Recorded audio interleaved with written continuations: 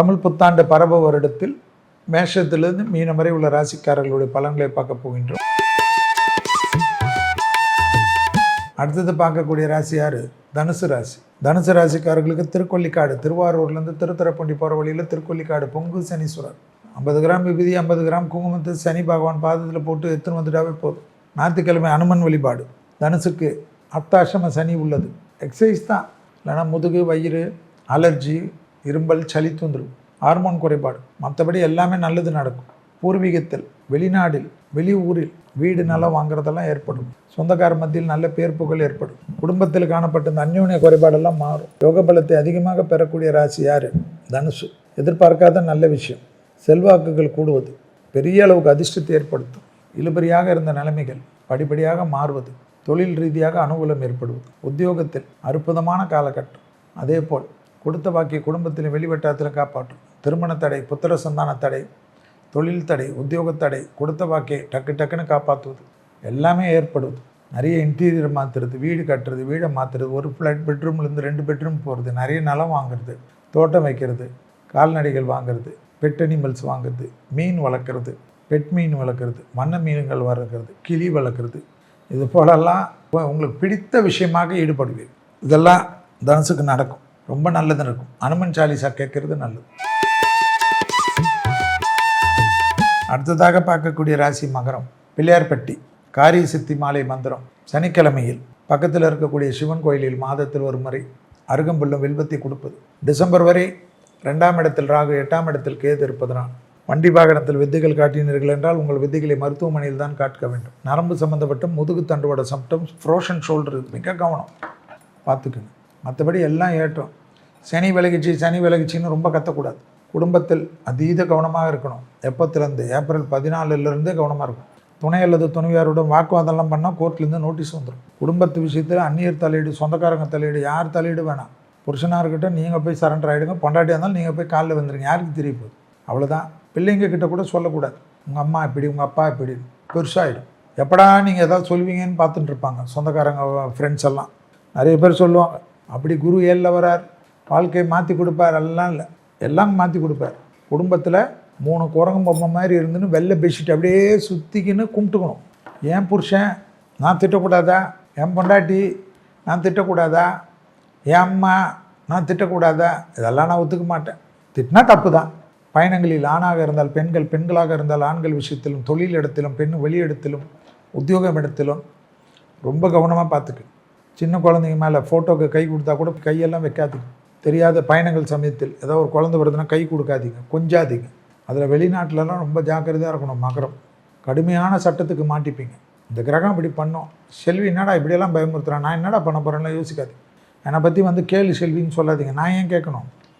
கிரகம் என்ன பண்ணுமோ அதை சொல்கிறேன். ஓகேவா? காரிய சித்தி மாலை மந்திரத்தை கேளுங்க, ரொம்ப நல்லது. தலைவலி சம்மந்தமாக எதுவும் வரக்கூடாது, நரம்பு சம்மந்தப்பட்ட கோளாறு வரக்கூடாது.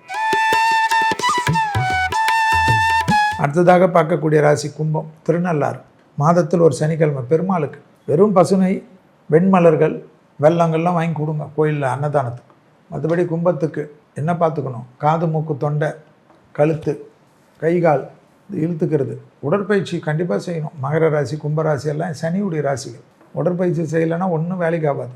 துலாலாம் சனி உச்சம் பெற ராசி. எக்ஸசைஸ் தான். மேஷம் சனி நீச்சமாகிற ராசி. இந்த சனியோட சம்மந்தப்பட்ட எல்லாமே உஷாராக இருக்கும். சிம்மராசிக்கு சனி 6ஆம் அதிபதி, 7ஆம் அதிபதி. கடகராசிக்காரர்களுக்கு 7ஆம் அதிபதி, 8ஆம் அதிபதி. ஸோ இவங்க வாழ்க்கை ஃபுல்லாக இவங்கெல்லாம் எக்ஸசைஸில் தான் இருக்கணும். மற்ற ராசியாவது கொஞ்சமாவது நான் விடுவேன், அதில் மிதனத்துக்கு விட மாட்டேன்.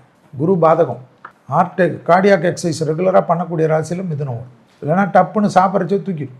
என்னடா கும்பத்துக்கு ஏன் இவ்வளோன்னு சொன்னேன்னா, எந்தெந்த நேரத்தில் எது எது தோணுதோ அதெல்லாம் சொல்ல முடியும். மற்றபடி கும்பத்துக்கு நிறைய நல்லது நடக்கும். வார்த்தைக்கு நடக்கும், கல்யாணம் நடக்கும், திருமணம் நடக்கும், புது வீடு நடக்கும், குழந்தை சமைப்பு நடக்கும், கௌரவம் கிடைக்கும், புது கௌரவம் கிடைக்கும்.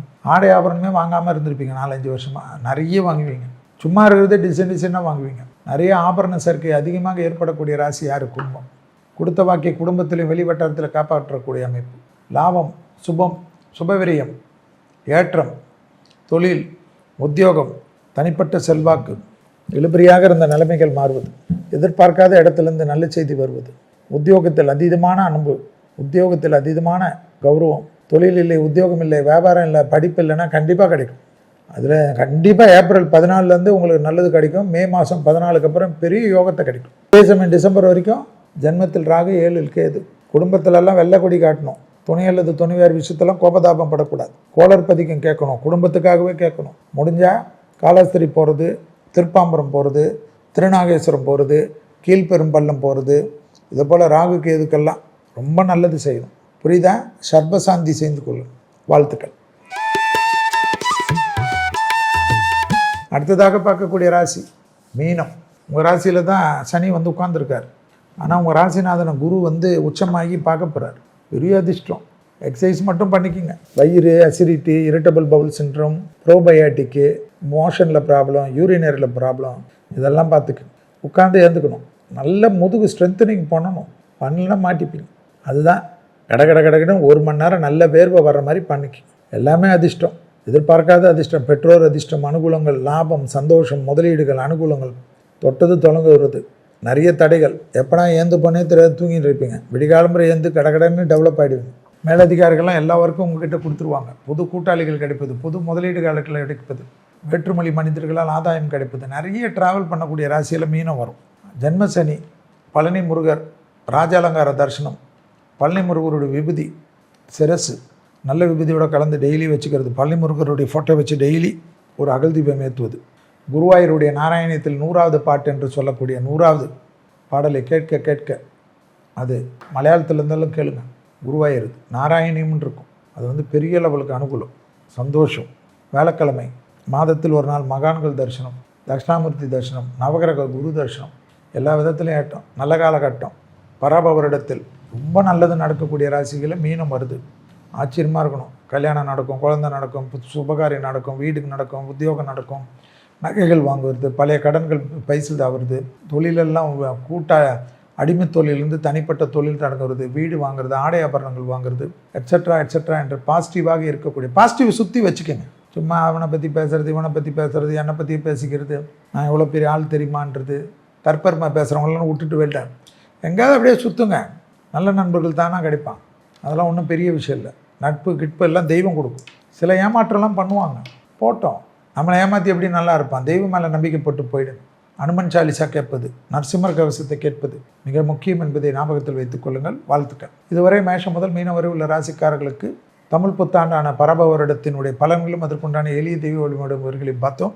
மீண்டும் வேறொரு நிகழ்ச்சியில் சந்திக்கின்ற வரையில் உங்களிடத்திலிருந்து விடைபெற்றுக் கொள்கின்றேன்.